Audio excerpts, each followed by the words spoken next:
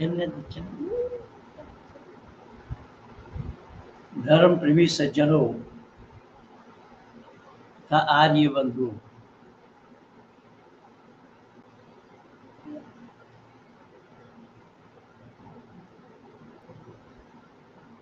आज मैं आप लोगों को बताया था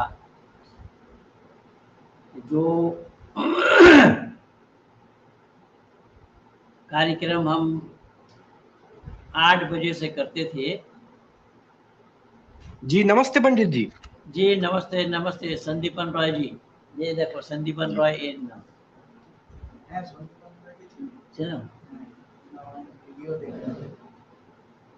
तो आज 7 बजे से ही आज हमारे पास समय था, तो इसलिए मैंने 7 बजे ही पहुंचने की सूचना दी थी सबको। और इसमें बड़ी बात है कि संदीपन रॉय जी ने भी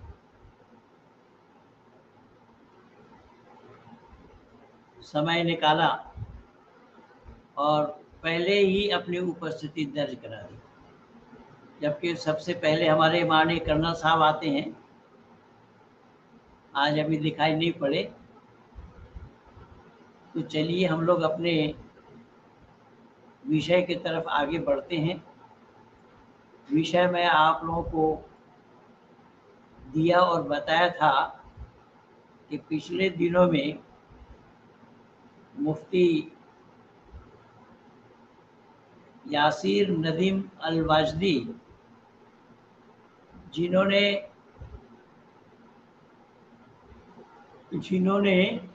सर्जिकल स्ट्राइक नाम से एक सीरियल चलाई थी बकायदा, और उस सीरियल में मेरे नाम से भी 3-4 एपिसोड उन्होंने बनाया था। माननीय कर्नल साहब को नमस्ते। नमस्ते नमस्ते नमस्ते। हमारे यहाँ बहुत बड़ी जबरदस्त बारिश हो रही है, इसलिए थोड़ा कंफ्यूजन है। बोलिए बोलिए पंडित जी। बारिश तो यहाँ भी हो रही है, लेकिन वही मैं अभी संदीपन जी से कह रहा था कि माननीय कर्नल साहब सबसे पहले उपस्थिति दर्ज कराते हैं, आते ही होंगे अभी। बस 7 बज गए, बराबर 7 बज गए। जी जी नमस्ते नमस्ते नमस्ते नमस्ते। हाँ पंडित जी। जी जी। तो मुफ्ती यासिर नदीम अल वाजदी साहब ने काफी दिन तक एक वीडियो का सीरियल चलाया, जिस सीरियल का नाम रखा था सर्जिकल स्ट्राइक, और उसमें लगभग 50-60 एपिसोड उन्होंने बनाया था। और हमारे जैसे ही 1 घंटा 1.25 घंटा का नहीं, यहाँ पे 2-2 3-3 घंटे का। तो उसमें 3-4 वीडियो में मेरी नाम की चर्चा करी, ये जाहिल है, ये है, वो है, बहुत कुछ अनाप शनाप बोला। तो मेरे एक मित्र ने, किसी ने मुझे भेज दिया कि पंडित जी आपके नाम से यासिर नदीम साहब क्या बोल रहे हैं, देखिए। तो उसके जवाब में मैंने 3-4 वीडियो बना के दी। तो तब उनका वो सीरियल जो चला रहे थे, वो सर्जिकल स्ट्राइक, वो सीरियल रुक गया उनका। तो वही मौलाना मुफ्ती यासिर नदीम अल वाजदी के साथ सच वाला का डिबेट रहा पिछले दिन। तो सच वाला के साथ जो डिबेट था, मैं 2 वीडियो आप लोगों को दिया हूं। आज तीसरा भाग है। आज इस एपिसोड का तीसरा भाग है। तीसरे भाग में मैं आप लोगों को ये दिखाना बताना चाहूँगा कि ये दोनों जो डिबेट के नाम से प्रचार किया, लेकिन डिबेट नहीं था, क्या था, सत्य से कोसों दूर। दोनों ही सत्य से कोसों दूर है। और आज सच वाला का एक और झूठ मैं आप लोगों के सामने प्रस्तुत करूंगा। भले ही ये सच वाला कहें अपने को, लेकिन आज से ही मैं, हालांकि जिस दिन इनके साथ मेरा परिचय हुआ बहन काली राशि जी के चैनल में, उसी दिन ही मैं इस नाम का विरोध किया था। तो आज मैं इनको झूठ वाला के नाम से प्रमाणित करूंगा और कुरान और हदीस के रोशनी से प्रमाणित करूंगा कि ये नाम के सच वाले हैं, ये सच वाला अपने को कहते हैं, लेकिन ये सच वाला नहीं है, झूठ वाला है। इनका नाम झूठ वाला होना चाहिए। तो आइए, ये दोनों सच बोल रहे हैं, दोनों में से एक का सच है अथवा दोनों ही गलत बोल रहे हैं, क्योंकि सत्य दोनों का होना संभव नहीं है। सत्य दो नहीं होता, सत्य एक होता है। सत्यमेव जयते ननितम सत्येन पंथा भीतरतु देवयाना, शास्त्र का कहना है। अब ये सारा कार्यक्रम वीडियो मैं मुफ्ती फजल हमदर्द को भी भेजता रहा, जबकि फजल हमदर्द मेरे साथ संपर्क बनाए हुए रखे थे, लेकिन अब इनकी भी बोलती बंद हो गई। उन्होंने भी अब मेरे से बात करना बंद कर दिया, मेरे से आदान प्रदान विचारों का करना बंद कर दिया। तो आइए आज सुनते हैं ये दोनों साहिबान क्या बोल रहे हैं, और इस एपिसोड का मेरा ये तीसरा भाग है। सुनिए वो लोग क्या कह रहे हैं। आगे जो बनाएंगे बाय डिफॉल्ट उसमें भी झोल होगा। एक बच्चा अगर फर्स्ट आंसर गलत लिख रहा है, इसका कतन मतलब नहीं है कि बाकी सब आंसर भी गलत ही लिखेगा। तो भाई साहिल मियां सही, लेकिन इन्होंने अपनी ये चीज तो मान लिया ना कि मैं एक दूध पीता बच्चा हूँ, मुझे और उस कलाम के साथ कोई मुआवजा नहीं है, कोई आपस में उनका कोई मेल नहीं है। ये बात इन्होंने दो चीजें यहाँ पर मानी है। एक लेकिन वो भी जो है इंसानी कलाम है, ये भी इंसानी कलाम है। ये इतना फर्क हो सच वाला जी इंसानी कलाम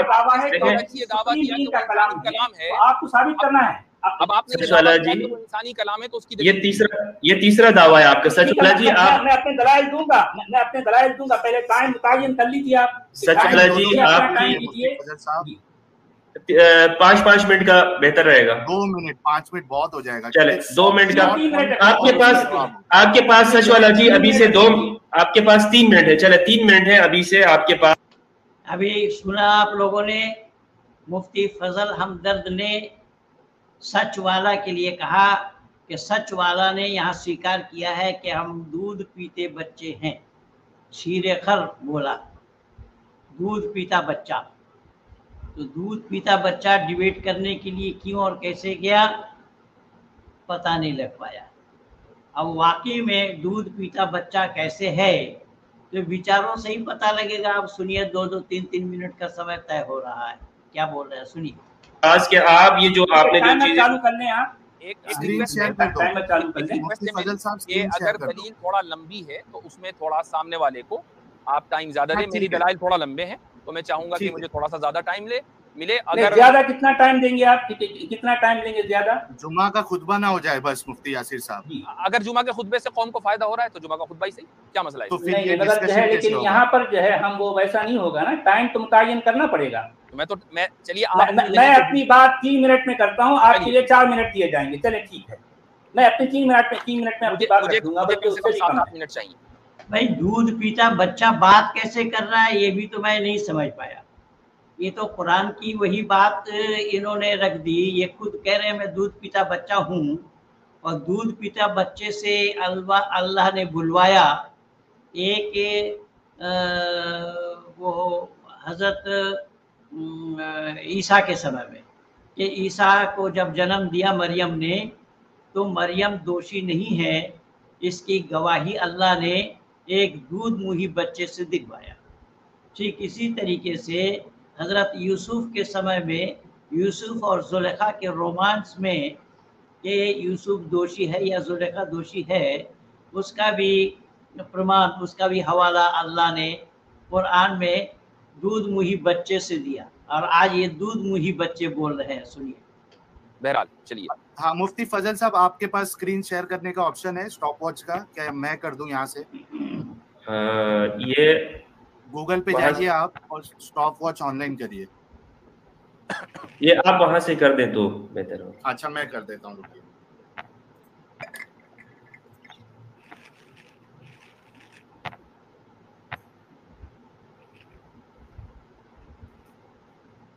तो तो टाइम किसका शुरू हो रहा है, मेरा शुरू हो रहा है या मुफ्ती साहब हाँ, का? आपका सचिवालय जी, आपको ये मुफ्ती यासिर साहब, मैं स्क्रीन शेयर कर रहा हूँ, जरा आप उसको अलाउ कर दीजिए। कहाँ? ये देखिए आया होगा, ठीक है। नहीं अभी नहीं, अभी शेयर करने की जरूरत नहीं है। इस पर शेयर करने की जरूरत नहीं है, आप कह दीजिए क्या मसला है इसमें। हाँ ठीक। नहीं, ये सामने होगा तो ज्यादा अच्छा रहेगा ना, उसमें बहुत ज्यादा घिच पिच हो जाएगी सामने स्क्रीन के ऊपर। अच्छा ठीक है, सचिवालय जी आप बोलना स्टार्ट करें, मैं यहाँ से टाइमर स्टार्ट कर देता हूँ। 3 मिनट रहेंगे आपके पास। 3 मिनट। हाँ, मैं आप जैसे स्टार्ट करोगे, हाँ स्टार्ट करो, मैं यहाँ से स्टार्ट करता हूँ। देखिए, अल्लाह को न किसी ने देखा है, अल्लाह को न किसी ने सुना है, अल्लाह से न किसी ने बात की है। जिन्होंने कुरान को लिखा उन्हीं के बयानात के मुताबिक उस अरबी अल्लाह को नफ्स भी है, उसका चेहरा, हाथ, पिंडली और कलाइयां भी हैं। वो मानने वाले से राजी रहता है, न मानने वाले से नाराज रहता है, न मानने वालों के दिलों पर मोहरें भी लगा देता है और फिर उनके वास्ते दर्दनाक अजाब भी तैयार रखता है। वो कोसा काटी भी करता है, वो बार बार कस्में भी खाता है, वो गालम गलौज भी करता है, वो दहशत भी करवाता है, वो मदद और कर्ज भी मांगता है। ये अल्लाह के संदर्भ में इसने कहा, सच वाले ने, कि अल्लाह किसी को देखता नहीं है। एक तरफ तो ये कुरान के माहिर बता रहे हैं अपने को, अगर इन्होंने कुरान को पढ़ी होगी या कुरान का जानकार होगा तो कुरान में ही अल्लाह ने साफ मना किया, ला तुद्रिकुहुल अबसार व हुवा युद्रिकुहुल अबसार, नहीं देख सकता आंख उसको, वो देखता है आंखों को। फिर ये कह रहे हैं कि वो किसी से बात नहीं करता, किसी से बात नहीं करता, ये भी कुरान को जाने बिना ही बोल रहे हैं। अल्लाह ने मूसा के साथ बात की, केवल मूसा के साथ बात ही नहीं की, अपितु अल्लाह ने मूसा का जूता भी देख लिया। और अल्लाह ने कुरान में ही कहा कि मूसा तुम जूता को खोल करके आओ, जूता उतार करके आओ। जब मूसा से अल्लाह ने बात की कोहे तूर में, तो फिर बात नहीं करता, ये क्यों और कैसे संभव हुआ? तो कुरान को ये जानते हैं या अनजान में ही बोल रहे हैं, ये हवा में उड़ा रहे हैं। एक तरफ तो स्कॉलर, इस्लामिक स्कॉलर बता रहे हैं और हवा में उड़ा रहे हैं बात को, जबकि मूसा को कलामुल्लाह, मूसा को अल्लाह के नाम से क्या बोला, अल्लाह से जब कलाम किया तो मूसा कलीमुल्लाह कहा जाता है। मूसा कलीमुल्लाह, ईसा रूहुल्लाह, इब्राहिम खलीलुल्लाह, इस तरीके से सब पैगंबरों के नाम से आया है। तो जब मूसा कलीमुल्लाह है, अल्लाह से कलाम करने वाला, तो फिर अल्लाह कलाम नहीं करता है, नहीं बोलते हैं, ये कैसे कह रहे हैं? ये कुरान के जानकार हैं या अनभिज्ञ हैं? और आगे सुनिए क्या बोल। वो लालच भी देता है, वो मजाक भी उड़ाता है, वो मक्र की चालें भी चलता है, वो धोखा भी देता है, वो शर्माता भी नहीं, सब्ज बाग के बहलावे देता है और फर्जी आग के डरावे सुनाता है। अपनी अरबी किताब को गैर अरब तक पहुंचाने के लिए भांत भांत के मुतरजमीन का मोहताज भी है।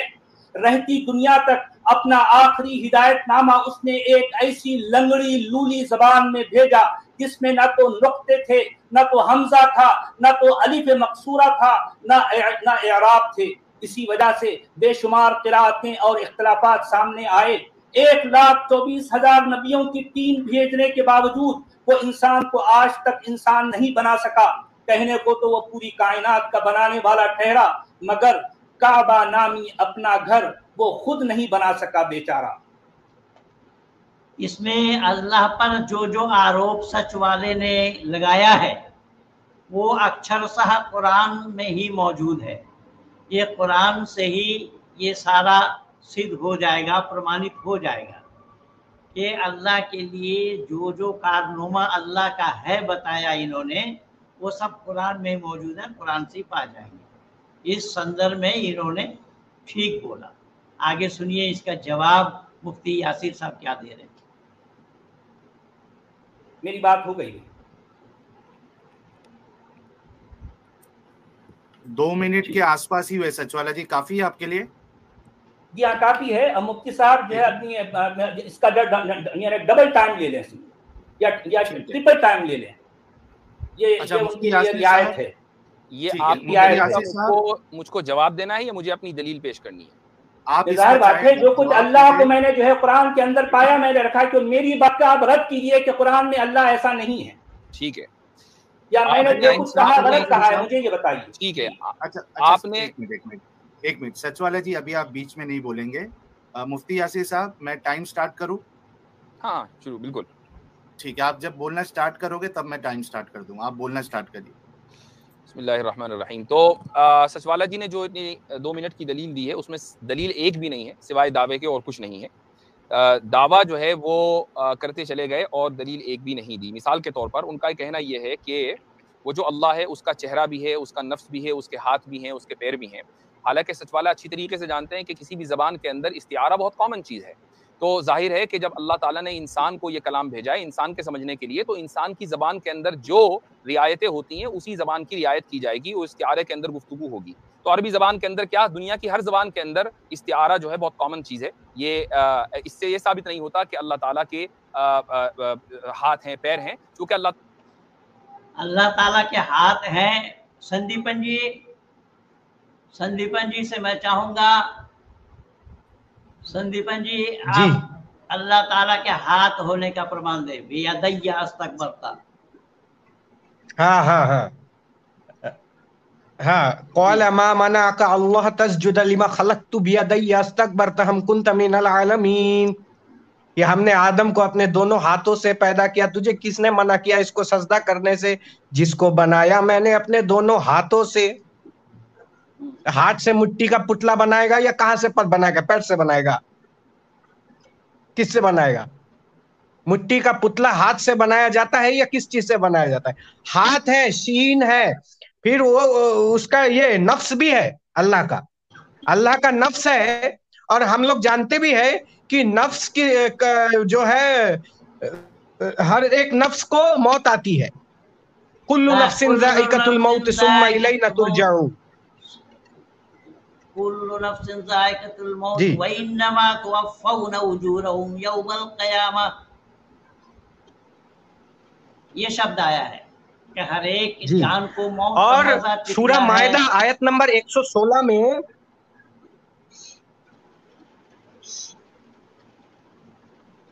जी बिल्कुल। मेरी आवाज आ रही है ना? हाँ बिल्कुल आ रही है। हेलो जी आ रही है, आ रही आवाज आ रही। हेलो जी, मैं ये कह रहा हूं कि हाँ, सूरा मायदा आयत नंबर 116 में, सूरा मायदा आयत नंबर 116 में लिखते हैं तालमु मा फी नफ्सी वला आलमु मा फी नफ्सिक, कि यहां अल्लाह के नफ्स के बारे में बताया जा रहा है। अल्लाह के नफ्स के बारे में चर्चा की गई है यहाँ पे, कि यहां बताया गया है तालमु मा फी नफ्सी वला आलमु मा फी नफ्सी, यानी आलमु का नफ्स है, यानी अल्लाह का नफ्स है। तो अल्लाह का नफ्स है। और आपने अभी वो आयत आपने तिलावत की जिसमें अल्लाह कह रहे हैं कि हर एक नफ्स को मौत आने वाली है, इसलिए अल्लाह को भी मौत आएगी। कुरान से ये साबित हो गया। तो कुल्लु नफ्सिन ज़ाइक़तुल मौत व इन्नमा तुवफ़्फ़ौना अल्लाह भी जानदार है यौमल क़ियामा। अल्लाह तो जानदार है ही, बेजान को अल्लाह कैसे कहेंगे? लेकिन सच वाला ने जो अल्लाह पर आरोप लगाया है वो अक्षरशः कुरान में ही मौजूद है, कुरान में ही पा जाएंगे। वो मैं बोला पहले ही, उस पर मोहर लगा दी। लेकिन मुफ्ती यासीर साहब जो जुबान की बात कर रहे हैं, तो अल्लाह तो अरबी जुबान को छोड़ करके कोई और जुबान जानते भी नहीं है। इसीलिए तो अल्लाह ने अपने कलाम को अरबी जुबान में ही नाजिल किया, जिसमें अल्लाह ने साफ कहा है इन्ना अंज़लनाहु कुरआनन अरबिय्यन लअल्लकुम ताक़िलून। मैंने कुरान को अरबी जुबान में इसीलिए नाजिल किया कि तुम्हारी जुबान अरबी है, तुम सही सही समझ सको और अरब वालों को समझा सको। तो अरबी जुबान को छोड़ करके अल्लाह कौन सी जुबान जानती है? और इस मामले में भी अल्लाह असत बोलने वाले प्रतीत हो रहे हैं। वमा अरसलना मिर रसूलिन इल्ला बिलिसानि कौमिही लियुबय्यिन लहुम, सूरह इब्राहिम आयत नंबर 4 में अल्लाह ने जिक्र फरमाया, वमा अरसलना मिर रसूलिन इल्ला बिलिसानि कौमिही लियुबय्यिन लहुम, हर एक कौम की जुबान में मैंने रसूल भेजी, जबकि रसूल केवल इस्लाम में 4 हैं, मूसा, दाऊद, ईसा और मोहम्मद। जिन पैगंबरों पर अल्लाह ताला ने किताबें नाजिल की उन्हीं को ही रसूल कहा जाता है। और ये तो इब्तिदाई किताब तालिबुल इस्लाम में ही बता दी गई है, जो प्रथम कक्षा की किताब है। तालिबुल इस्लाम में सब कुछ बता दिया गया है। इसमें 4 भाग है, 4 हिस्सा है, और चारों भाग में जो इब्तिदाई तालीम है सब इसी में ही बता दिया गया है। और यहाँ इसमें लिखा है रसूल 4 है, जिन पैगंबरों पर अल्लाह ताला ने किताबें नाजिल की उनको रसूल कहा जाता है। जब वो रसूल है तो मूसा, दाऊद, ईसा और मोहम्मद ये 4 रसूल ठहरे। फिर वमा अरसलना मिर रसूलिन इल्ला बिलिसानि कौमिही लियुबय्यिन लहुम, ये बात अल्लाह की सच कहा है। हर एक कौम की जुबान में रसूल भेजा अल्लाह ने बताया। तो हर एक कौम की जुबान में रसूल कहाँ भेजा गया? कौन से रसूल आए? चलो संस्कृत भाषा में कौन से रसूल आए? मौलाना मुफ्ती यासिर नदीम अल-वजदी साहब बताएं कि संस्कृत जुबान में कौन से रसूल आए। अच्छा संस्कृत छोड़ो, चलो हिंदी बता दो, हिंदी जुबान में कौन से रसूल आए? हिंदी जुबान में किसको रसूल माना गया है? और आप दो मुफ्ती बैठे हैं, मुफ्ती फजल हमदर्द भी बैठे हैं और मुफ्ती यासिर नदीम अल-वाजदी भी बैठे हैं। जरा बराए मेहरबानी ये बतलाएं कि हिंदी जुबान में कौन से रसूल आए? हिंदी जुबान वालों में से किसको रसूल माना गया है? क्या राम को रसूल माना या कृष्ण को रसूल माना? किसको रसूल माना गया है? तो अल्लाह ने क्या बोला, वमा अरसलना मिर रसूलिन इल्ला बिलिसानि कौमिही लियुबय्यिन लहुम, यह असत हो गया। तो इसी असत रूपी बयान को कलामुल्लाह कहना ये सरासर मानवता पर कूठा लगाता है। सुनिए आगे और मुफ्ती साहब क्या बोल रहे हैं। अल्लाह ताला खुद ही ये भी कह रहा है कि लैसा कमिस्लिही शै, इसलिए जहां जहां भी नफ्स और वज और यद के अल्फाज आए हैं वहां पर इस्तिआरा मुराद होगा लैसा कमिस्लिही शै की वजह से। रही बात ये कि गालम गलोच करता है, ये कुरान करीम के अंदर एक भी गाली मौजूद नहीं है जिसको उर्फ आम के अंदर गाली कहा जाता है। ये झूठ है, किज़्ब है, और सचवाला से यही उम्मीद की जा सकती है। संदीपन जी बताए अल्लाह कहाँ गाली दिया है? वहां बताया गया है उतुल्लिम बाद ज़ालिका ज़नीम, तो ये तो बेशक हरामी है, बदजात है, तो ये अल्लाह क्या जुबान हो सकता है? ऐसे ही गधा कहा है, खिंजीर कहा है, फिर क्या कहते हैं गधा का है, खिंजीर कहा है, बंदर कहा है अल्लाह ने। तो ऐसे ही कुरान गालियों से भरा पड़ा है। जी पंडित जी। अब मुफ्ती यासिर साहब सुन लिया आपने, हमारे बच्चे ने जवाब दिया है, ये बच्चे इंजीनियर हैं। सुनिए और आगे क्या बोल रहे हैं।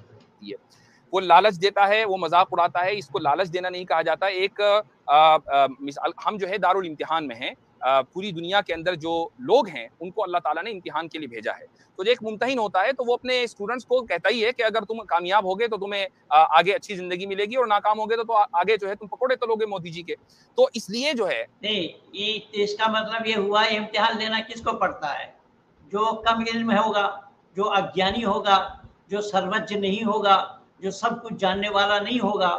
जब वो वमा तशाऊन इल्ला यशा अल्लाह रब्बुल आलमीन कहा अल्लाह को, अल्लाह तुम्हारे चाहने पर भी कुछ नहीं होता जब तक अल्लाह ना चाहे। तो जब अल्लाह को सब कुछ जानने वाला होगा उसे इम्तिहान क्यों लेना पड़ेगा? यही तो हुआ है इब्राहिम के साथ। ये इब्राहिम का इम्तिहान लिया अल्लाह ने और बेटे को कुर्बानी देने के लिए बोला कि तुम्हारा प्यारा चीज़ मेरे सामने कुर्बान करो। लेकिन इब्राहिम भी वहाँ चूक गए।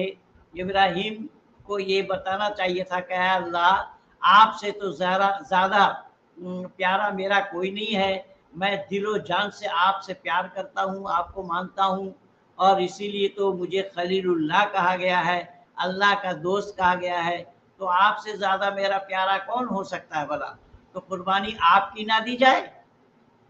ये इब्राहिम की चूक हुई थी। इसीलिए आगे सुनिए मुफ्ती साहब क्या बोल रहे हैं। जी मैं इसको आप लालच देना या मजाक उड़ाना कहें तो आप कहें, लेकिन दरअसल ये एक फितरी चीज है और उसके बगैर इंसान कभी भी इंसान नहीं बन सकता था। फर्जी अजाब देता है, फर्जी अजाब की वार्निंग देता है, यह आपका दावा है, इसकी कोई दलील नहीं है। हाँ संदीपन जी बोलिए, क्या कह रहे थे आप?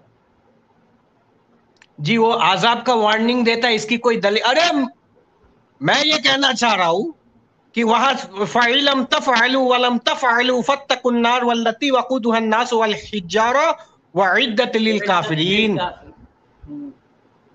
है। तो वो बोल रहा है वार्निंग नहीं देता है। अरे दलील पेश कर रहा हूं, आओ मुफ्ती यासीर आओ, वहां बताए पत्थरों को हिज्जारा यानी हिज्र यानी जिसको हम कहते हैं हज, उसको क्या, उसको पत्थर कहा जाता है। पत्थर को भी अल्लाह जलाएंगे और इंसानों को भी अल्लाह जलाएंगे जहन्नम में। अगर तुम एक बात, फी नारे जहन्नम व खालिदीन फीहा। जी अगर तुम झुटलाते हो मेरी आयत को तो कुरान की आयत के मसल कुछ आयत ले आओ, मैं कह देता हूँ तुम नहीं ला सकते, इसीलिए तुम्हारा ठिकाना होगा जहन्नुम की आग, जिस आग का ईंधन आदमी और पत्थर है, तैयार रखा काफिरों के लिए। और ये कह रहे हैं, अभी ये कह रहे थे कि अल्लाह लालच नहीं देते, तो वहां वबश्शिरिल लज़ीना आमनू व अमिलुस सालिहाति अन्ना लहुम जन्नातिन तजरी मिन तहतिहल अनहार कुल्लमा रुज़िक़ू मिनहा मिन समरतिर रिज़्क़ा क़ालू हाज़ा लज़ी रुज़िक़ना मिन क़ब्लु व ऊतू बिही मुतशबिहा व लहुम फ़ीहा अज़वाजुम मुतहहरतुम व लहुम पाक शराब व लहुम फ़ीहा अज़वाजुम मुतहहरतुम अज़वाज मुतहहरात वहुम फीहा खालिदून। जी पंडित जी आप इसका तो बता दीजिए। तो वहाँ तो वबश्शिरिल लज़ीना आमनू बशरत है ईमान लाने वालों के लिए, वआमिलुस सालिहात जिन्होंने नेक अमल किया, वआमिलुस सालिहात वबश्शिरिल लज़ीना आमनू वआमिलुस सालिहात अन्ना लहुम जन्नातिन तजरी मिन तहतिहल अनहार, उनको दाखिल कराया जाएगा जन्नत में जिस जन्नत के नीचे नहरें जारी हैं। अनहार रुज़्क़ु मिनहा मिन समरति रिज़्क़ा, कुल्लमा रुज़्क़ु मिनहा मिन समरति रिज़्क़ा, कि उनको मुहैया कराया जाएगा फल खाने के लिए, शक्ल सूरत में एक जैसा होगा लेकिन जायका सबका अलग अलग होगा। उनकी रिज़्क़ है वो कुल्लमा रुज़िक़ू मिनहा मिन समरति रिज़्क़ा क़ालू हाज़ा लज़ी रुज़िक़ना मिन क़ब्लु व ऊतू बिही मुतशाबिहा, तो वो कहेगा तो इसको तो पहले खाया हूँ, बोले भले ही पहले खाए हो लेकिन इसको खाकर देखो, ये मुतशाबिहात है, देखने में एक जैसा है लेकिन इसका टेस्ट अलग है, जायका अलग है। ये बताए वलहुम फीहा वो वाला भी बता दीजिए ना, अज़वाजुम मुतहहरतुम, और उनको हम उम्र औरतें अज़वाजुम मुतहहरतुम व हुम फीहा खालिदून, उनको हम उम्र औरतें मुहैया कराए जाएंगे और उनके साथ रहेंगे वो। केवल उतना नहीं, हदाइका अनाबम व कवाइबा तुराबम व कासन दिहाका ला यस्मऊन फीहा लगवन वला किज़्ज़ाबा, ये सब जन्नतियों के लिए है। लेकिन जन्नतियों के लिए बशरत इसलिए तो वबश्शिरिल लज़ीना आमनू बशरत है उनके लिए ईमान लाने वालों, ईमान जो लोग ले आए उन ईमान वालों के लिए है, बेईमान वालों के लिए नहीं है। बेईमान वालों अल्लाह ने दुनिया में मानव को किस तरीके से बांटा है, एक ईमानदार और दूसरा बेईमान कह के, तो बेईमानों को नहीं दिया जाएगा। ये तो मैं मान लिया कि जो लोग ईमान नहीं ले आए वो बेईमान है अल्लाह के नजर में, अल्लाह उनको जन्नत में दाखिल नहीं कराएंगे। लेकिन मुस्लिम महिलाएं जो नमाज पढ़ी, रोजा रखी, हज ज़कात सब कुछ किया, उन महिलाओं को क्या दिया जाएगा, कितना दिया जाएगा? उन महिलाओं के लिए कोई बशरत संपूर्ण कुरान में कहीं भी नहीं है। और मुफ्तियों से पूछा जाता है तो मुफ्ती तारिक मसूद बोल रहा है कि उसी महिला को डेंटिंग पेंटिंग करके दिया जाएगा पति के पास। तो कौन सी ऐसी महिला होंगी, औरत होंगी जिसके पति और महिलाओं से रज रलियां मनाएंगे और वो सहन करे उसको? यानी अल्लाह जन्नत में बखेड़ा बना के रखा है। ये क्या लिख रहे हैं चंचल जी? पंडित जी, ये एक्स मुस्लिम मौलाना से 5-6 घंटे डिस्कस करते हैं पर कोई मतलब नहीं होता। ये मौलाना हम लोग के सामने 5 मिनट टिक नहीं सकता, 5 मिनट टिक नहीं सकता। देखिए, हम नहीं बोल रहे हैं, मानिए कर्नल साहब कहाँ चले गए? नहीं, मैं हूँ ना, मैं तो कहता हूँ बहुत सही बात बताई।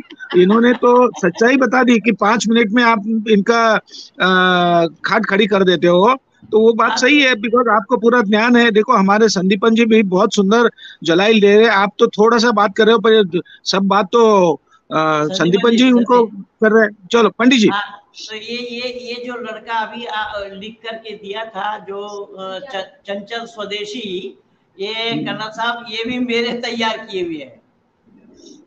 जी। हाँ, मेरे द्वारा निर्मित है। हाँ, नहीं, बहुत अच्छी बात। आगे मुफ्ती साहब क्या बोल रहे हैं, सुनिए। इसी तरीके से वो जी मैं एक चीज कहना आपका दावा, इसकी कोई दलील चाह रहा हूँ। हाँ, बोलिए संदीपन जी। आपने ये बोला ना, हदाई काना बहुआ कवाई बात बहुआ का संदिहा का ला यस्मा, उसमें क्या है पंडित जी? उसमें अर्थ है कि वहां रेशम के कपड़े पहने हुए औरतें रहेंगी। रेशम के कपड़े दुनिया में हराम है, दुनिया में हराम है जी। सारा तन दिखाई दे, बड़ी बड़ी आंख वाली, जैसे अंडा, तो ये सब बताया। मुफ्ती यासिर क्या बोल रहे हैं, सुनिए। नहीं, अल्लाह ताला किसी मुतरजिम का मोहताज नहीं है। हम मुतरजिम ने अपनी समझने के लिए या अपने लोगों को समझाने के लिए कुरान करीम के तर्जुमे कर दिए, या उनका अपना कंट्रीब्यूशन है। अल्लाह ताला ने कहीं नहीं कहा कि तुम तर्जुमा करके जो है मेरी बात को समझाओ वरना तुम गुनहगार हो जाओगे। इसी तरीके से लंगड़ी जबान में अल्लाह ताला ने जो है कुरान करीम भेजा। ये कुरान का मौजज़ा है कि जिस लंगड़ी जबान को आप लंगड़ी जबान कह रहे हैं, आज वो इंटरनेशनल जबान है। अगर कुरान करीम किसी दूसरी जबान में नाजिल होता और अल्लाह का कलाम ना होता, तो वो जबान कभी भी अमर नहीं हो सकती थी। शेक्सपियर के ड्रामे हैं, लेकिन शेक्सपियर की वजह से इंग्लिश अमर नहीं हुई। आज तो अंग्रेज भी शेक्सपियर की इंग्लिश नहीं समझता, लेकिन कुरान करीम की नाजिल होने की वजह से अरबी जबान ऐसी अमर हो गई कि 1400 साल के बाद भी अरबी जबान के अंदर उसलूब में तो तब्दीली आई है, अल्फाज में कोई तब्दीली नहीं आई। अगर कतबा माजी का सीगा है, तो आज भी कतबा ही कहलाता है, कुतिबा नहीं कहलाता। तो ये कुरान करीम का मौजज़ा हुआ कि उसने एक लंगड़ी लूली जबान को उसने ऐसा जिंदा व जावेद कर दिया है कि जिसकी नजीर दुनिया के अंदर मौजूद नहीं है। रही बात यह कि अंबिया को उसने भेजा और इंसान 1 लाख से ज्यादा अंबिया को भेजा और तब भी इंसान को इंसान न बना सका, तो ये दावा भी बिला दलील है। अंबिया आए हैं, कुछ अंबिया अपने मिशन के अंदर कामयाब रहे हैं, कुछ अंबिया अपने मिशन के अंदर कामयाब नहीं रहे। नबी करीम सल्लल्लाहु अलैहि वसल्लम की वजह से आज देखिए दुनिया के अंदर 1-1.5 अरब से ज्यादा लोग हिदायत के ऊपर हैं। आप हिदायत पर नहीं तो आप अपने आप को कोसे, चूंकि अल्लाह ताला ने आपको फ्री विल दी है और उस फ्री विल की वजह से आपने गुमराही को इख्तियार किया है और हिदायत को मुस्तरद कर दिया है। एक फ्री विल सोसाइटी के अंदर कुछ लोग अच्छे भी होंगे, कुछ लोग बुरे भी होंगे, और यही इम्तिहान का तकाजा भी है। मुफ्ती यासिर साहब को ये पता होना चाहिए कि अल्लाह ने जो जुबान अरबी दी है, ये अरबी जुबान एक अरब मुल्क को छोड़ करके कौन से मुल्क वाले बोलते हैं? कौन से मुल्क वाले को पता है? कतबा तो ठीक है, कतबा यक्तुब कतबन फहुआ कातिबुन व कुतबा युक्तुब कुतबन फहुआ मकतूबुन, ये तो ठीक है। लेकिन मैं कह रहा हूँ कि इस जुबान को दुनिया के कौन लोग बोलते हैं? आप इंटरनेशनल जुबान मान रहे हैं, अरबी जुबान इंटरनेशनल जुबान क्यों और कैसे हो गई? क्या कहना चाहेंगे संदीपन जी? ये इन्होंने अभी एक दावा किया है। अब देखिए, ये दूसरों से दलील मांग रहे हैं। इन्होंने दावा किया है कि ये अरबी जो है, अरबी के अल्फाजों में जो है डिफरेंस नहीं है। आप जितने भी अरब कंट्री में जाएंगे, सबकी अरबी बोलचाल अरबी अलग है, ये जानता कुछ है नहीं। कुरान भी अलग है। 3 मिनट आपके मुफ्ती साहब पूरे हो गए हैं जी। और एक चीज इसमें सच वाला, अभी आपने ये हाँ बताइए। और एक चीज मैं ये कहना चाहता हूं कि तौराह और जबूर किस जुबान में नाजिल हुई? सीरिया के जुबान में नाजिल हुई। तो जबूर को अल्लाह हिफाजत नहीं कर पाए, जबूर के लैंग्वेज को या जबूर का जो भाषा है उसको हिफाजत नहीं कर पाए, जबूर को हिफाजत नहीं कर पाए, और कुरान को अल्लाह हिफाजत कर रहे हैं। तो ये अल्लाह की ये दोगला पॉलिसी हुआ कि नहीं हुआ? कि जब अल्लाह कुरान की हिफाजत, इन्ना नहनु नज़्ज़लना ज़िक्र व इन्ना लहू हाफ़िज़ून, कि हमने कुरान को नाजिल किया और हम ही इसी की हिफाजत करेंगे। तो अल्लाह ज़बूर को हिफाजत क्यों नहीं कर पाए, तौरात को हिफाजत क्यों नहीं कर पाए, पुराने किताबों की हिफाजत क्यों नहीं कर पाए? अगर वो इन पुरानी किताबों की हिफाजत कर पाते, उनको कुरान नाजिल करना नहीं पड़ता। जी, तो ये तो तरीका है कि ज्ञान अल्लाह का। जब अब्दुल्ला तारिक से मेरा डिबेट हुआ, उसने बोला कि हम कुरान को ईश्वरीय ज्ञान मानते हैं, वेद को भी मानते हैं। तो मैंने कहा दोनों में एक बातें नहीं है, दोनों को मानना कैसा संभव हुआ? तो बोले वेद प्रथम ज्ञान है, कुरान अंतिम ज्ञान है। तो मैंने कहा ये ज्ञान किसका? बोले परमात्मा का। मैंने कहा परमात्मा का ज्ञान पूर्ण होता है या अपूर्ण? बोले पूर्ण होता है। जो मैंने कहा परमात्मा का ज्ञान पूर्ण होता है तो पहले ज्ञान में कौन सी बात की कमी रह गई थी जो बाद में पूरी की? इसी का ही जवाब नहीं दे पाया, इसी में ही उखड़ गए। तो अब देखिए ये मुफ्ती साहब क्या बोल रहे हैं।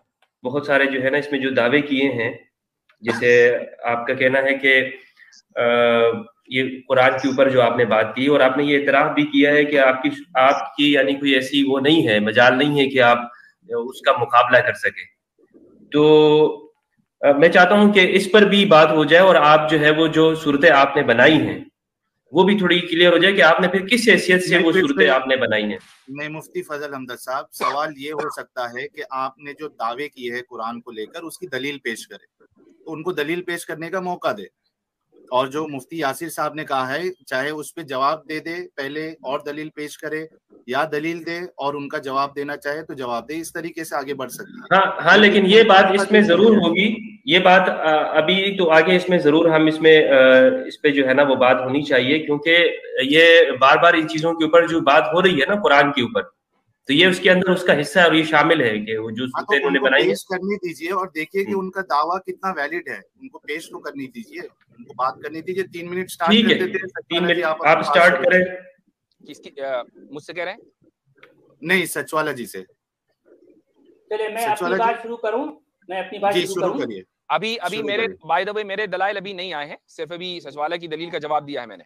जी हाँ, आप अपने वक्त पे आप फिर अपनी बाकी दलाइल भी आप रख सकते हैं। ठीक है सचवाला जी, आप स्टार्ट करिए, मैं स्टार्ट कर रहा हूँ टाइम। अच्छा ठीक है। देखिए मैंने जो कुछ अभी अर्ज किया अल्लाह के बारे में, अल्लाह को नफ्स भी है। खुद कुरान कम से कम अल्लाह के नफ्स के बारे में 3 जगह कह रहा है। इस्तिआरा है, अगर आप चाहते तो। नहीं इस्तिआरा ये आप कह रहे हैं। मैं नहीं कह रहा हूँ। लैसा कमिस्लिही शै, कुरान का हवाला दे चुका हूं। लैसा कमिस्लिही शै, अल्लाह गायब है। एक मिनट सचवाला जी, सचवाला जी रुक जाइए, सचवाला जी 1 मिनट रुक जाइए। मुफ्ती साहब देखिए, आप अगर ऐसा बीच में बोलोगे तो फिर ओवर क्रॉस टॉक हो जाएगी। उनकी बात हो जाने दीजिए। अगर वो उनकी दलील का ये जवाब मैं दे चुका, अब अगली दलील पर आए ना। अगर वो वहीं चलते रहेंगे तो नहीं, जाहिर बात है कि मैंने जो कुछ कहा, जो मुझे कहने तो दीजिए ना। 3 मिनट मुझे देने के बाद आप बीच में पड़ गए तो कैसा होगा मुफ्ती साहब? ठीक है, लैसा कमिस्लिही शै ज़हन में रखिए, बाकी आगे चलिए। नहीं सुनिए, लैसा कमिस्लिही शै क्या है मैं उसका भी जो है मैं कहूंगा, लेकिन आप मुझे 3 मिनट तो दीजिए। मैं आपकी जो है गुफ्तगू के दौरान मैं आपको बीच में नहीं टोका ना प्लीज।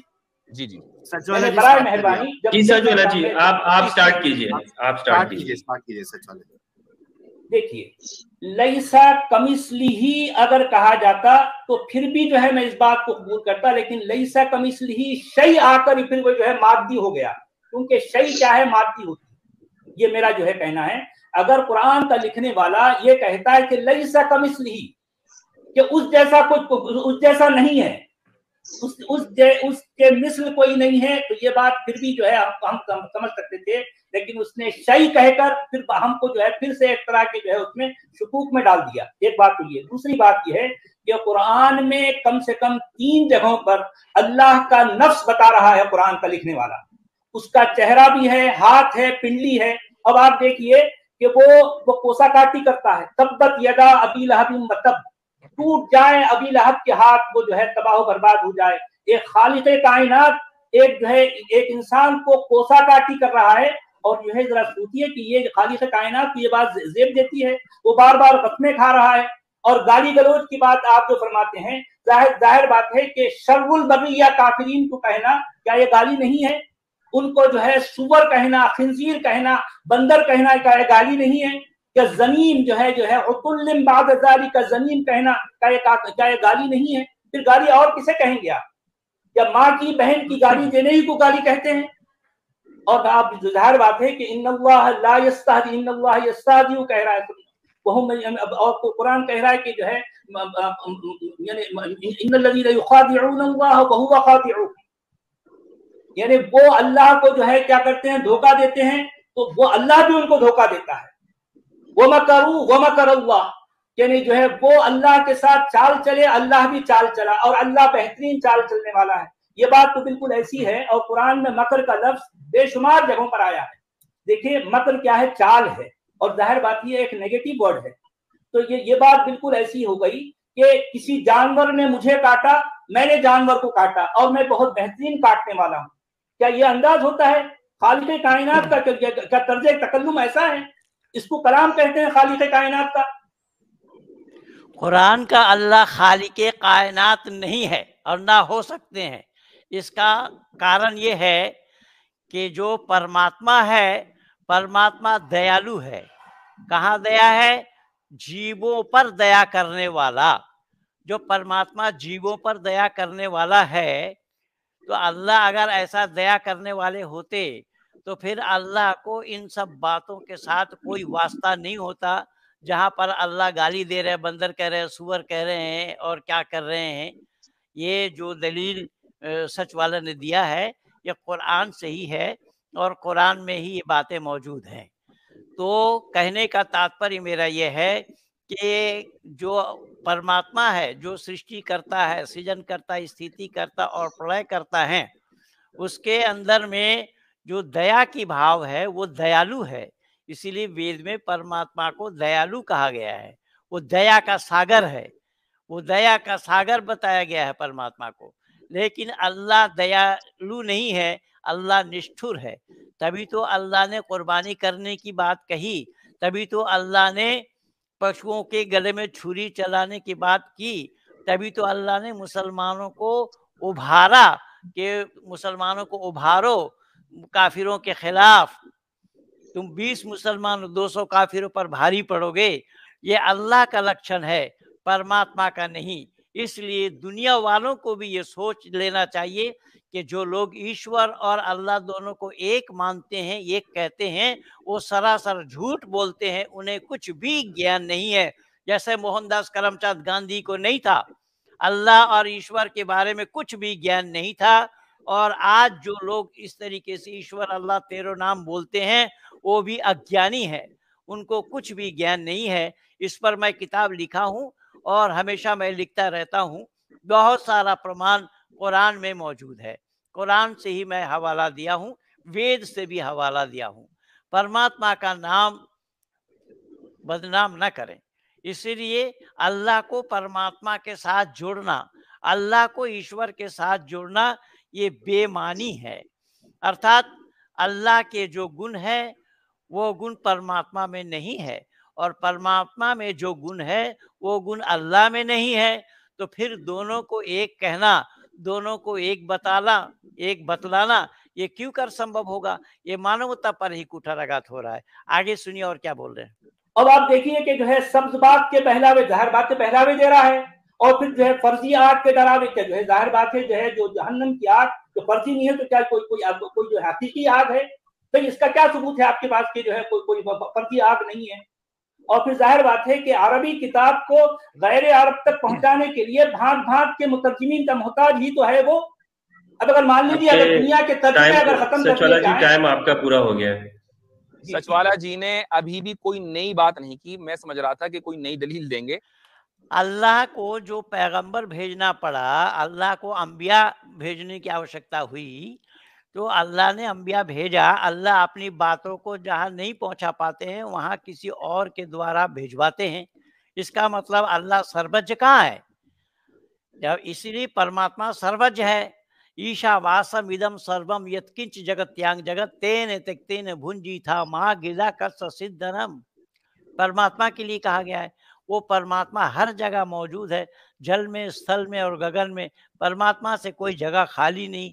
तो फिर परमात्मा जब सब जगह मौजूद है तो फिर वो अपना अंबिया क्यों भेजेंगे?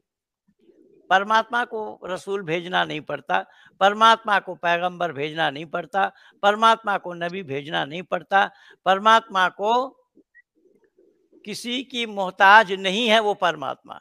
और यहाँ अल्लाह हर एक के मोहताज है।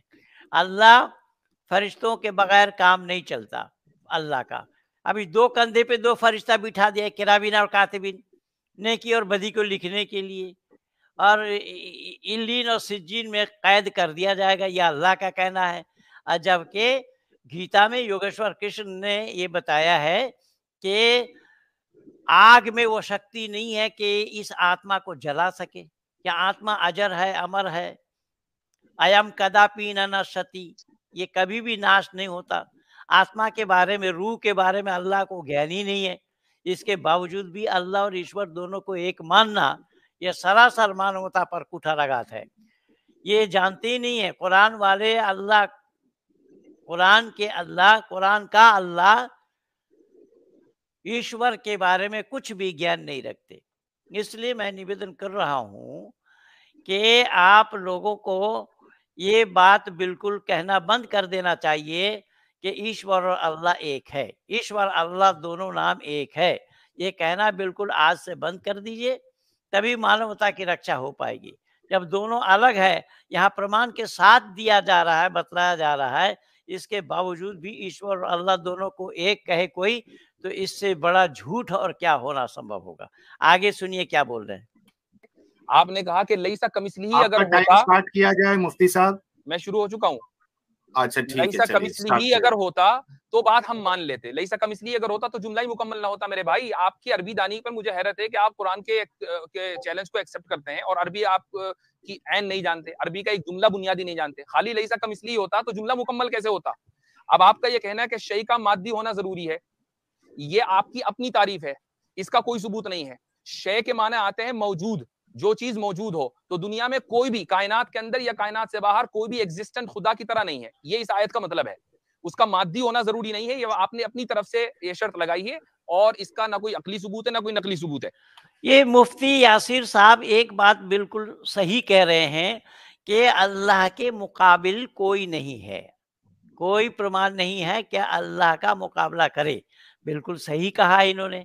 सही इसलिए कहा कि अल्लाह विज्ञान विरुद्ध बातें करते हैं, अल्लाह मानवता विरुद्ध बातें करते हैं, अल्लाह संपूर्ण कुरान में मारो काटो लूटो पीटो की बातें सिखाए हैं। ये अल्लाह के मिसाल, अल्लाह के साथ किसी और का मिसाल देना, ये क्यों और कैसा संभव होगा? और यही तो कारण बना ना कि सर तन से जुदा, यही अल्लाह के बंदे ही तो कर रहे हैं और कह रहे हैं। जब अल्लाह के साथ किसी और का मिसाल होना संभव नहीं, जो लईसा कमिस्लिही शैअ बताया है, तो उसमें यही तो बोला जा रहा है कि वाकई में अल्लाह का कोई मुकाबिल नहीं है, अल्लाह का समकक्ष कोई नहीं है। क्योंकि अल्लाह के जो कारनुमा है, अल्लाह के जो किए हुए कार्य है, वो कार्य परमात्मा का नहीं है और किसी और का होना संभव नहीं है। क्योंकि अल्लाह मानवकृत कार्य करते हैं, जो काम मानव का है वही काम अल्लाह का है। तो अल्लाह का मुकाबला कहाँ, क्यों और कैसे होना संभव होगा? ये तो मुफ्ती ने ठीक बोला, लेकिन आगे सुनिए। अल्लाह तो काजी है। हाँ, अल्लाह काजी भी है, बिल्कुल सही कह रहे हैं। अल्लाह काजी भी है, जो कि वेद में, कुरान वेद में कहीं पर भी परमात्मा के लिए काजी नहीं बताया है। कि जैसा आपने बोला कि काजी है, काजी कहाँ है, मैं उसका प्रमाण दे रहा हूँ। सूरह अहज़ाब आयत नंबर 37 देख लीजिए खोल के। जो अल्लाह निकाह पढ़ा रहे हैं, मैंने निकाह करा दी, तुम अपने दिल में जो बात छुपा कर रखे थे मैंने उसको जाहिर किया और मैंने तुम्हारी निकाह कर दी। क्योंकि हजरत मोहम्मद साहब ने जैनब को निकाह किए बिना अपने घर में रख लिया था, लोगों में कानाफूसी होने लगी, तब वो अल्लाह ने देखा कि यहाँ मामला उल्टा हो रहा है, तब अल्लाह ने आयत नाजिल करी। तो इस तरीके की बेतुकी बातें कुरान भरा पड़ा है। तो अल्लाह वहाँ काजी का काम करते हैं, इसीलिए हमारा संदीपन ने अल्लाह काजी हैं ये बोला। अगर दुनिया वालों को विचार करना चाहिए कि जो प्रमाण मैं दे रहा हूँ, जो हवाला यहाँ से दिया जा रहा है, उस हवाला में अल्लाह ईश्वर होना खरा उतर रहा है क्या? अल्लाह का ईश्वर होना संभव है क्या? ईश्वर के साथ अल्लाह का तुलना करना संभव है क्या? ईश्वर अलग चीज है। ईश्वर एक गुणवाचक नाम है। ओम सर्वरक्षक बताया। ओम के मानी है सर्वरक्षक, जो सर्व का रक्षा करने वाला, जो सर्वरक्षक है। और अल्लाह यहाँ पर कत्ल करो, इसको मारो, उसको मारो, जबा करो तो कान काटा ना हो, तो सींग टूटा ना हो, पूंछ कटा ना हो, टांग टूटे ना हो, ऐसे पशुओं को जबा करने के लिए सूरह माइदा आयत नंबर 3 में खोल करके देख लीजिए। तो ये सब अल्लाह के गुण है। ईश्वर के ये सब गुण नहीं है। ईश्वर ऐसे अवगुणों से कोसों दूर है। ये गुण नहीं है, अपितु अल्लाह के अंदर में यह अवगुण है। इसके बावजूद भी कोई कहे कि ईश्वर और अल्लाह दोनों एक है, वो बिल्कुल बेतुकी बातें कर रहे हैं। देखिए और आगे क्या बोला। मैं इस चीज का पहले जवाब दे चुका हूं कि जहां अल्लाह के लिए नफ्स का, चेहरे का, हाथ का इस्तेमाल हुआ, ये सारे के सारे इस्तिआरात हैं। अगर इस्तिआरा, और उसकी दलील में भी दे चुका हूं, लैसा कमिस्लिही शै। अब आप बार बार इसी को घुमाते रहेंगे तो कोई फायदा नहीं है। टाइम आप मेरा भी वेस्ट कर रहे हैं और पब्लिक का भी वेस्ट कर रहे हैं। इसी तरीके से आपने ये कहा कि अल्लाह ताला ने तब्बत यदा अबी लहब वतब, एक आदमी को जो है वो कोसा है। ये एक आदमी को कोसना नहीं है, बल्कि नबी करीम सल्लल्लाहु अलैहि वसल्लम के सबसे बड़े दुश्मन के अजाब का ऐलान है। और कुरान करीम का ये अंदाज है, बल्कि दुनिया की किसी भी अकली जो किताब है उसका ये अंदाज है कि एक जुजिया बयान कर दिया जाता है, एक छोटी बात बयान कर दी जाती है और फिर दुनिया को ये कहा जाता है कि तुम इससे खुद अपना इससे उसूल निकालो। तो अल्लाह ताला ने ये जुजिया बयान कर दिया कि रसूलुल्लाह सल्लल्लाहु अलैहि वसल्लम की शान में जो गुस्ताखी करेगा, जैसा कि अबू लहब है, जिस तरीके से उसको अजाब दिया गया और उसके अजाब का ऐलान कर दिया गया, तो इसी तरीके से दुनिया का हर गुस्ताख जो रसूल का गुस्ताख होगा उसकी यही सजा होनी है। अब देखिए अल्लाह की बुद्धिमानी देखिए, ये मुफ्ती साहब क्या कह रहे हैं कि तब्बत यदा अबी लहब व तब मा अगना अन्हु मालुहु व मा कसब। ये जो बोला तब्बत यदा का एक सूरा है, सूरा तब्बत यदा जो बोला जा रहा है, सूरा लहब इसको बोलते हैं।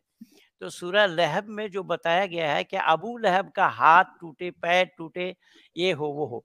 तो अबू लहब के काल में अगर अबू लहब जिंदा है, अबू लहब के हाथ टूटो, पाँव तोड़ो, ये करो, वो करो, ये हो वो हो, ये तो संभव है।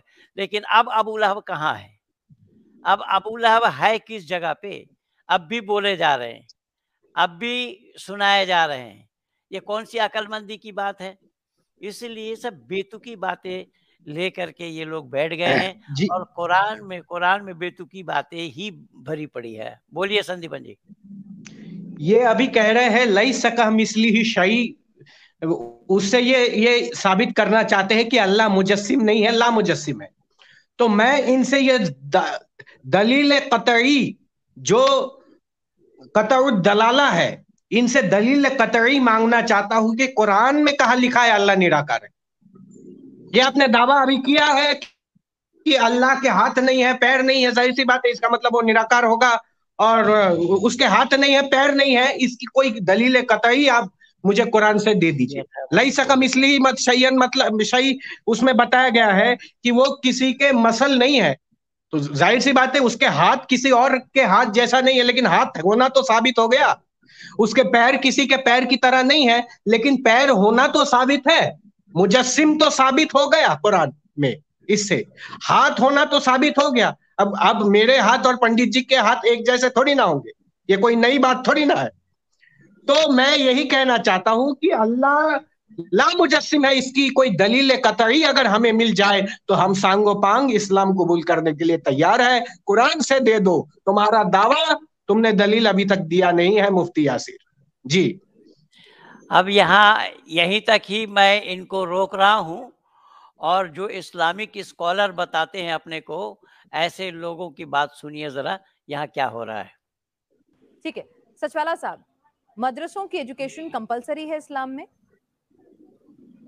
जी हाँ, ये देखिए अभी हमारे मोहतरम भाई साहब ने जो कुछ फरमाया, इनकी इस तरह की बातों का इस्लामी मबादियात से कोई ताल्लुक नहीं है। मदरसे ना कुरान से साबित हैं ना हदीस से साबित हैं। देखिए मैं निवेदन करूंगा दुनिया वालों से कि एक तरफ तो ये इस्लामिक स्कॉलर बताते हैं ये सच वाला, लेकिन इसका झूठ क्या है देखिएगा। वहाँ हदीस में साफ बयान किया गया है, तलबुल इल्म फरीज़तुन अला कुल्लि मुस्लिमिन वल मुस्लिमा, इल्म का ढूंढना फर्ज है तमाम मुसलमान मर्द और औरत के लिए। और ये बोल रहे हैं कि इस मदरसा के लिए हदीस में बयान नहीं है। ये सुनिए और मौलाना लोग की क्या बोल रहे हैं।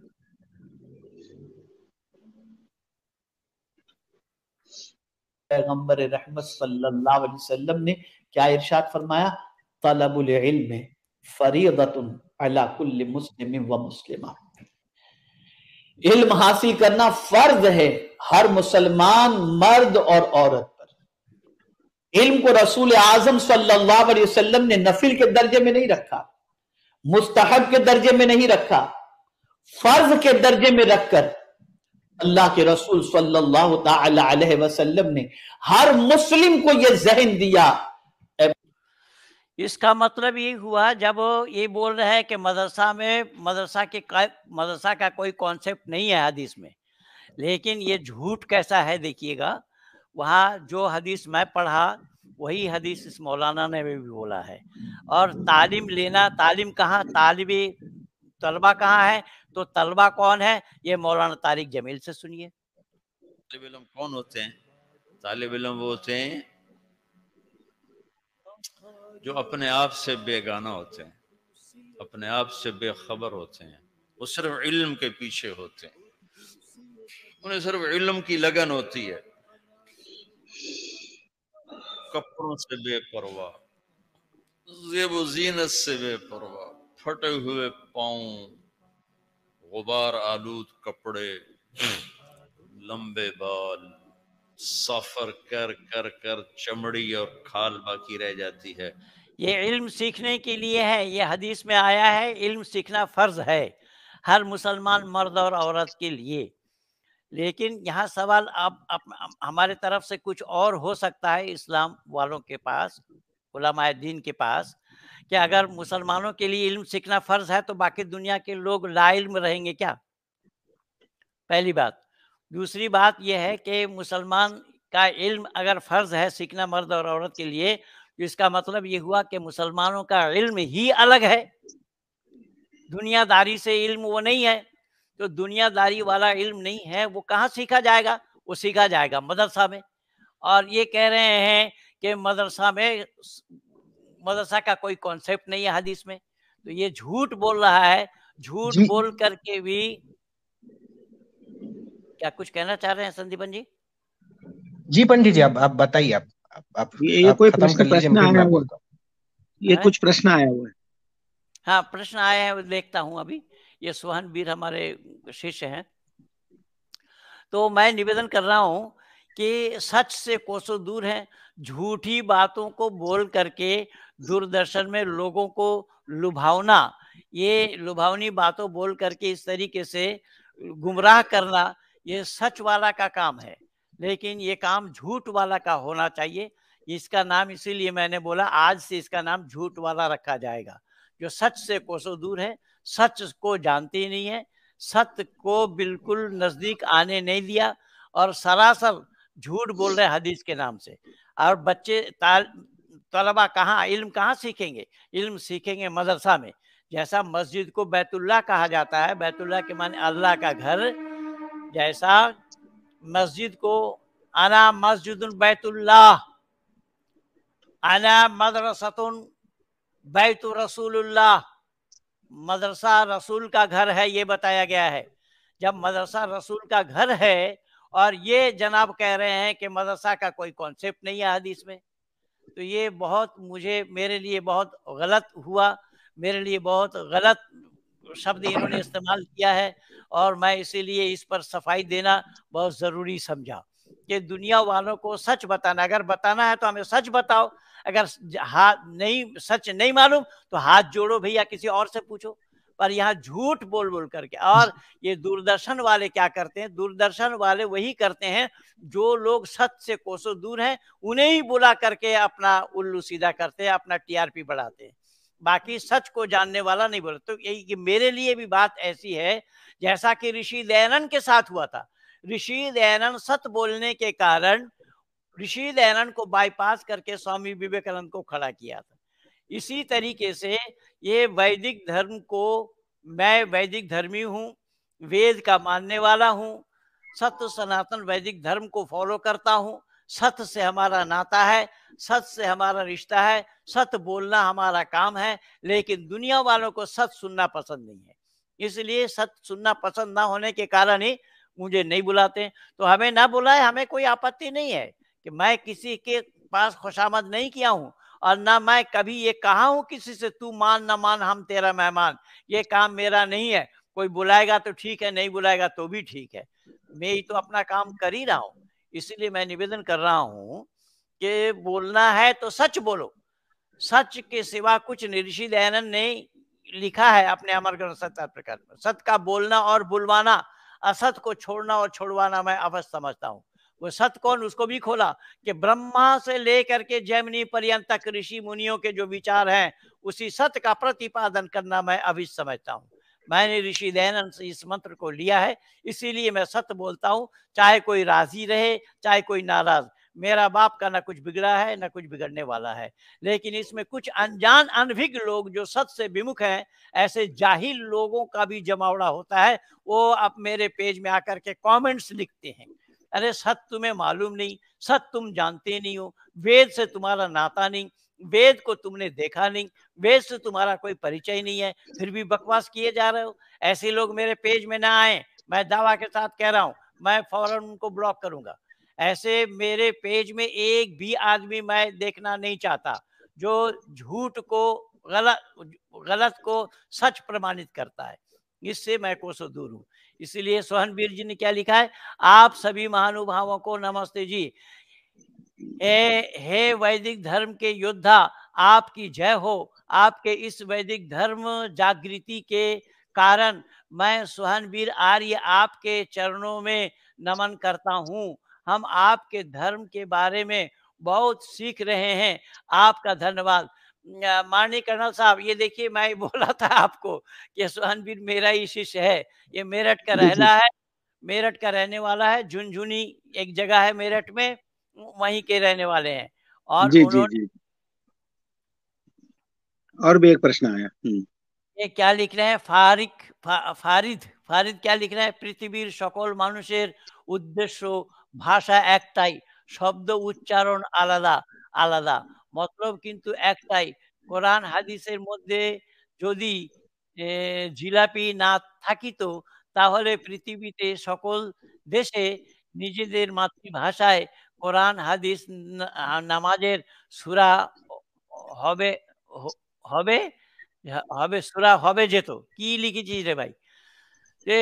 না, উনি বলছেন যে যদি কোরআন সব ভাষায় নাজিল হতো তাহলে এত অ্যাম্বিগুইটি হতো না বা এত তাজাদ হতো না, সবাই আলাদা আলাদা ভাষায় লিখছে, তর্জমা नीरज করছে। बिष्ट जी को धन्यवाद। नीरज बिष्ट जी ने कुछ कॉन्ट्रीब्यूशन किया है। नीरज जी लिखते हैं, नमस्ते गुरुजी और सभी को गुरुजी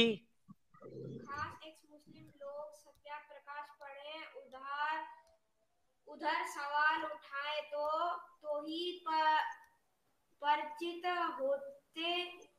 होते थे, अब इनको क्या बताएं?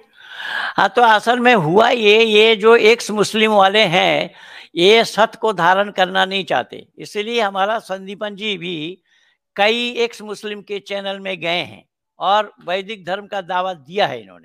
इन्होंने वैदिक सच्चाई को बताया है, वेद मंत्र का बहुत सारा प्रमाण दिया है, बहुत सारे वीडियो मेरे पास भेजा है इन्होंने।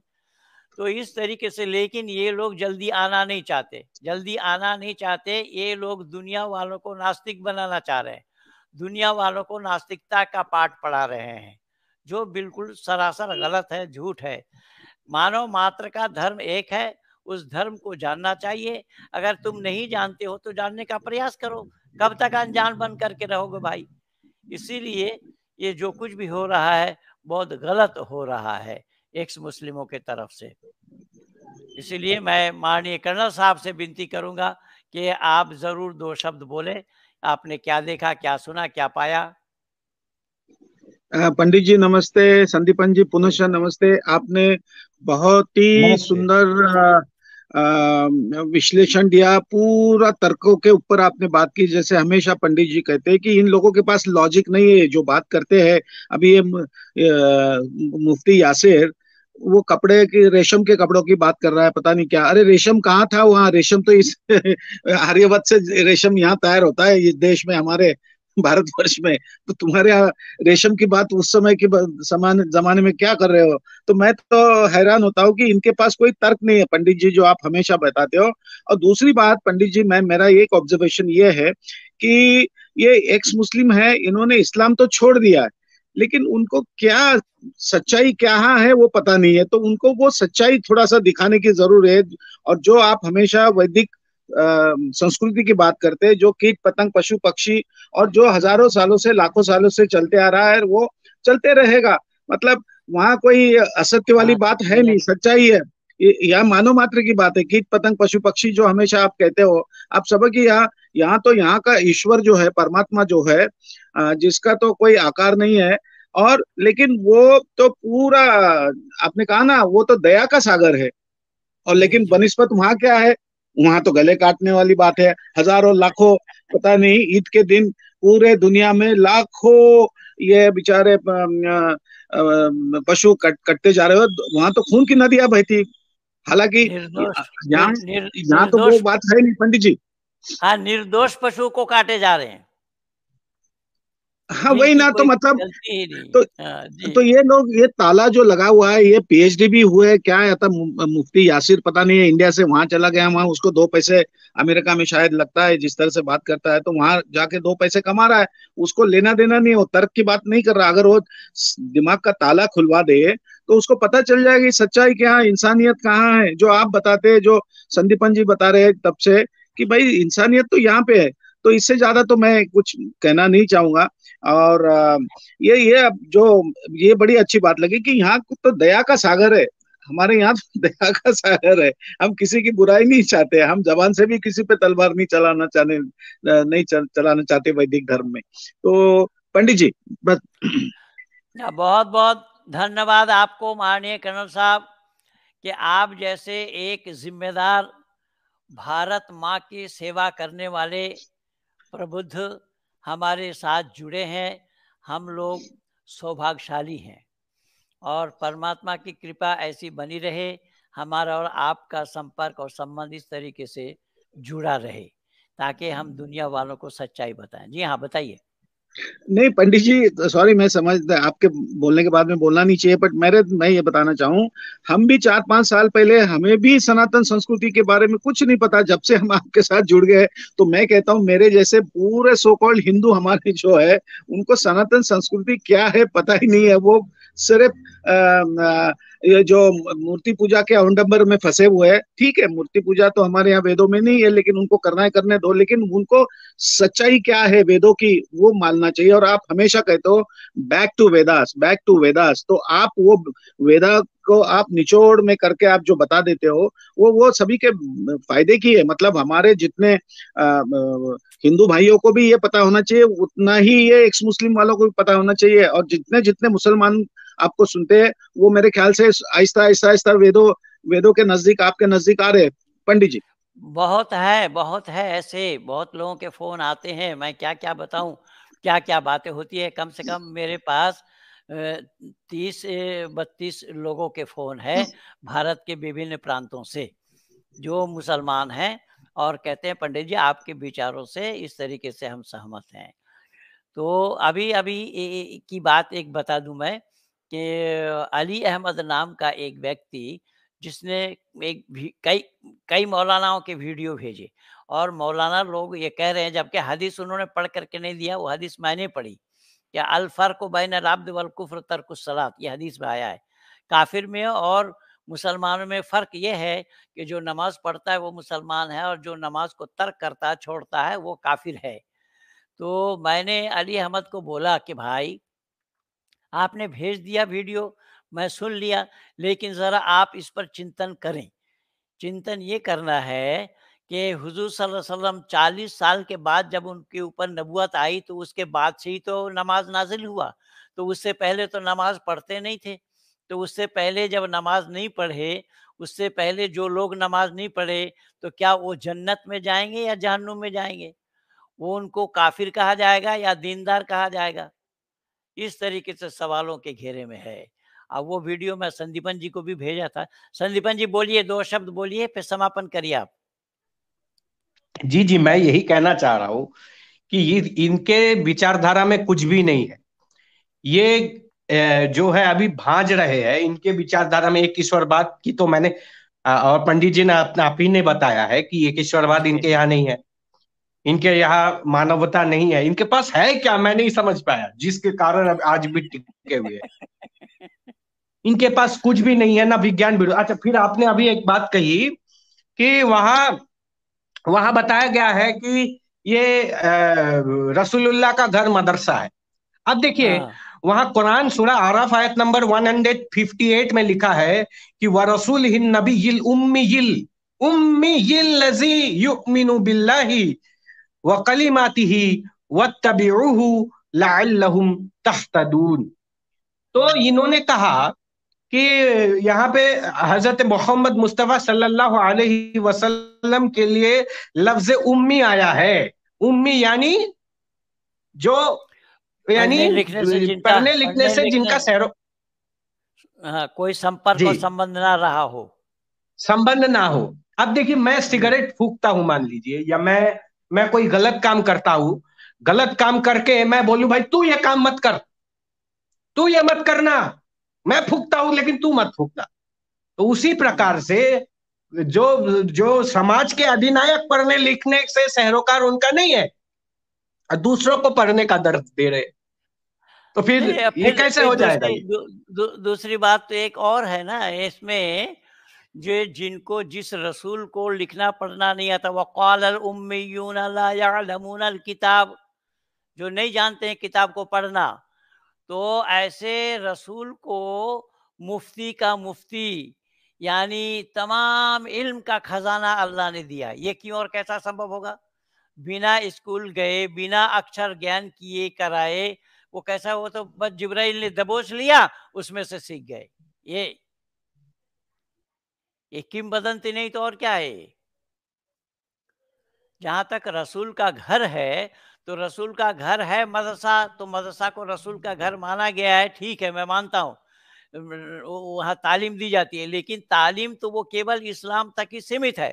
दुनिया वालों से अल्लाह का क्या वास्ता है? इल्म से, इल्म से तो दुनिया वालों का अल्लाह का कोई वास्ता नहीं है। अल्लाह का वास्ता केवल और केवल इस्लाम वालों से है। तभी न तलबुल इल्म फरीदतुन अला कुल्लि मुस्लिमिन वल मुस्लिमा बोला गया है।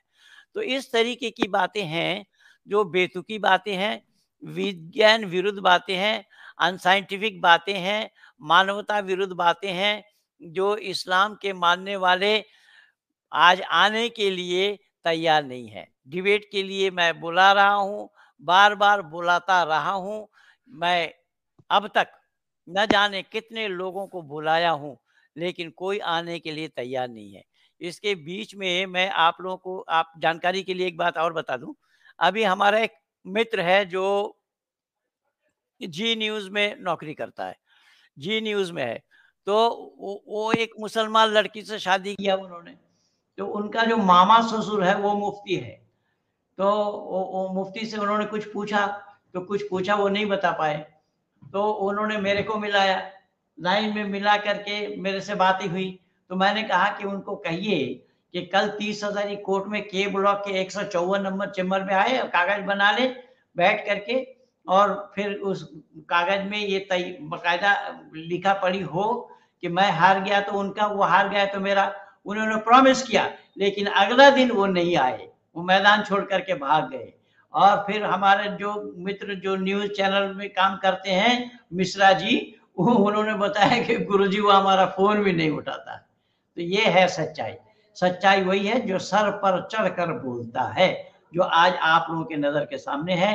तो मैं अधिक ना आगे बढ़ता हुआ वाणी को यहीं पर विराम दूं। ये तीसरा भाग इनका आज ये समाप्त हुआ। छोटा सा भाग एक और बचेगा, जो चौथा भाग में उसको पूरा करूंगा। उन दोनों की वार्ता क्या हुई, और मुफ्ती यासीर साहब अल्लाह के कलाम के साथ किसी एक मौलाना साहब की लिखी हुई पुस्तक का हवाला दे रहे हैं। वो अगले भाग में पा जाएंगे आप कि कलामुल्लाह में और लोगों की लिखी हुई किताब में कोई फर्क नहीं है इनकी दृष्टि में। वो अगला भाग में उसे सुनाऊंगा। आज भर इन्हीं शब्दों के साथ अपने भाई को विराम देता हूँ। इस वीडियो को ज़्यादा से ज़्यादा शेयर करें, लाइक करें, सब्सक्राइब करें, आइकन बेल दबाना ना भूलना। लेकिन हिंदू घराने के लोग इतने कंजूस हैं कि ये ना तो शेयर करना चाहते हैं, ना तो आइकन बेल दबाना चाहते हैं, ना लाइक करना चाहते हैं। ये बहुत कंजूस लोग हैं और मैं मेहनत इन्हीं लोगों के लिए कर रहा हूँ। मैं तो हैरान हूँ कि गाड़ी का गियर हमने गलत जगह में कैसे लगा लिया है। ये लोग, इनके लिए मैं मेहनत कर रहा हूँ, सारा समय लगा रहा हूँ। 39 साल हो गया है इस काम को करते हुए, लेकिन फिर भी सच्चाई को ये लोग समझने के लिए तैयार नहीं है। और सच्चाई को समझेंगे कैसे? या आर्य समाज में भी यही हो रहा है। जो आर्य समाज सच्चाई का प्रतीक है, ऋषि दयानंद सत्य के लिए इतना सब कुछ किया, लोगों के दिए गए जहर के हलाहल को गले के नीचे उतारा।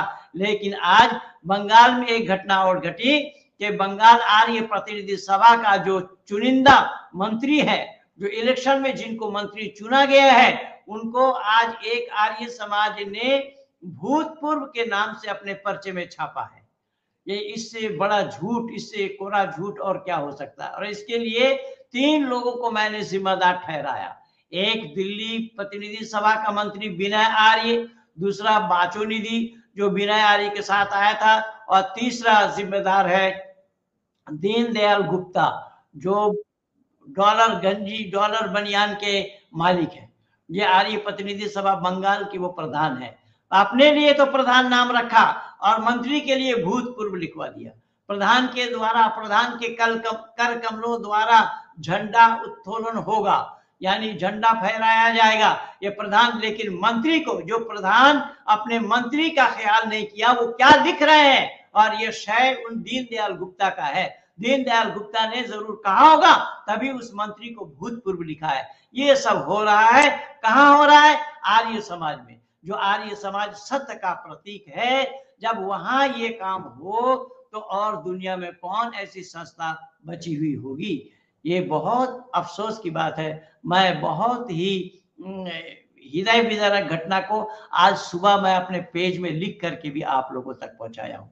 खैर, मैं क्या करूं, मैं सबके लिए ही जीना मरना उचित समझता हूं। अब काम कर रहा हूं इस सच्चाई के लिए, सच्चाई को उजागर करने के लिए। पूरे परिवार को दांव पे लगा रखा हूं। परमात्मा की असीम अनुकंपा है, मैं हाथापाई नहीं किया, न करता हूं। संतोष ही परमम सुखम, संतोष ही परम सुख है। इसे मैं चरितार्थ किया हूं, अपने जीवन में उतारा हूं।